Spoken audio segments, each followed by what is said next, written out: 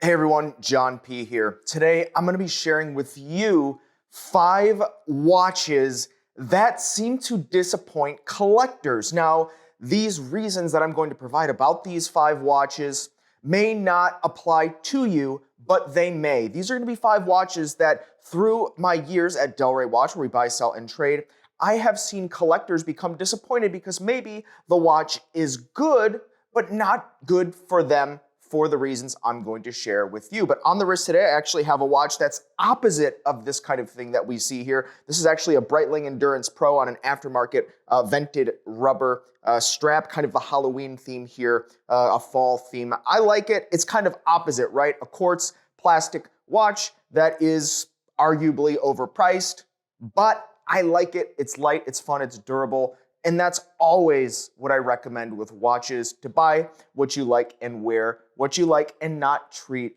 watches just as safe queens or investments. And that's kind of what we're going to get in here today. So the first watch that I've seen that just disappoints so many buyers of it is the Audemars Piguet Royal Oak Offshore Diver. Now, many people look at Audemars Piguet and they look to the Royal Oak, right? The Genta design that we all know and a lot of us love. But what we have here is a more modern rendition. There have been many different variations of this throughout the years, but the issue I see with people getting into the Royal Oak Offshore Diver is although the watch is 42 millimeters, which maybe someone with a medium-sized wrist could get into, the way that the lugs come down is very forceful on the shape that's required of your wrist to wear it comfortably. Now let me explain. There'll be a picture here, but you can see the way that the ends of the lugs are angled down that make it a difficult wear for certain wrist shapes and sizes. So not only is it a size thing for the wrist, maybe if you have an average wrist circumference, but kind of the proportions or how flat or how round it is, it may not work for your wrist. And so this is something I see all the time, and you can find the Royal Oak Offshore Diver floating around out there at much lower prices compared to other Royal Oaks, other offshores. So don't just look at the width of the case here. There's much more in play, and this is the reason why I see so many collectors move on from this watch. If this happened to you, make sure to leave in the comments below, help out your fellow collectors. Now that takes us into, I almost don't even want to say it because I know there's going to be the Patek Philippe fanboys out there that are going to chime in, but it is what it is. Many people that purchase the Patek Philippe Nautilus 5711 1A stainless steel, now discontinued Nautilus, are disappointed for the price and sometimes even the retail price. Now, I'm not against the 5711, but I'm against 5711 at $100,000, and certainly where it was higher, now you can get yourself one for maybe about $100,000. Condition, box and papers, provenance, all that stuff, regionality in the world, those things take into account here. We know this, but many people, myself included, scratch their head and say, this is not a $100,000 feeling of a bracelet of the watch. It's not even necessarily like a $40,000 feeling of a bracelet of a watch. Now, I know this can sound kind of snobbish, but the reality is Patek Philippe, they don't need to provide the most innovative technological components and quality to the watches if they don't have to, and they have such high brand recognition and demand today. Why would they perhaps change out the style of clasp on the bracelet or kind of beef up and thicken the links on the bracelets like many brands have to keep up with the modernization of times? It's not what Patek Philippe does. They kind of do their own thing and let others knock on the door all day begging for their watches. So oftentimes when people put that 5711 on their wrist, in their hands, there's a mental component that is kind of satisfying because it's like, whoa, this is a holy grail kind of a thing. This is, special, kind of because watch collectors have determined that it's special. But in terms of putting on the wrist, it doesn't feel there. It feels like it's lacking. I mean, if you're disappointed in Grand Seiko bracelets, you surely would be disappointed in a 5711 bracelet. Let me know if you agree or disagree. Comments below. Now, I see this next one. People are so disappointed, and it's kind of a shame because I don't think it's warranted at the price point. And this is going to be Seiko dive watches, in the lower end, lower price point territory, something like either a Seiko 5 dive watch, all the different renditions, or maybe, now back catalog, an SKX. Many people love them. I have a bunch of Seikos, including these in my collection, the different Seiko more approachable dive watches. But the reality is many times the chapter ring doesn't align with the bezel. It doesn't all align perfectly. And for many people, they need that. Now, I'm not in any way trying to say that this is, a personality thing here, but different people demand to have everything on a watch, almost regardless of the price point, align perfectly, and I can't fault them for that. I really don't necessarily care for a watch that I'm going to wear like I'm going to wear a Seiko 5. I'm going to jump in the pool, this and that.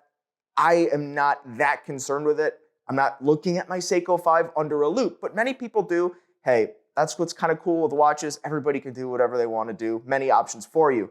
But many people are disappointed when they buy that gray market Seiko. They get it, it doesn't align, and then they get into this dispute with, some gray market Seiko dealer out there on Amazon or eBay or what have you that it doesn't align.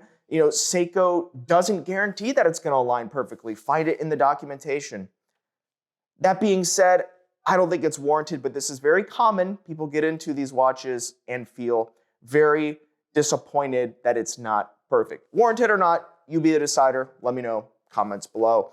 Now, rolling on, that takes us into the somewhat recent release of the Omega Seamaster Aqua Terra 38 with the colorful dials. This was considered a hit by many, but also considered a flop by many as well. Now, the major complaint with this series of watches is just kind of the odd finishing of it, as well as the bracelets. Now, many people do like that shinier, more blingy, flashy styling that has made its way into Omega watches, and certainly the Aqua Terra line, notably the 38, which is a smaller size by Omega standards, considering these ultra jumbo size watches, 45 plus, they've started to make in the Planet Ocean lines. Now, I digress, but the reality is many people buy the watch because they like the way it looks, but then they get it, they put it on their wrist, and the bracelet just feels a little different, myself included. We had one at Del Rey some time back.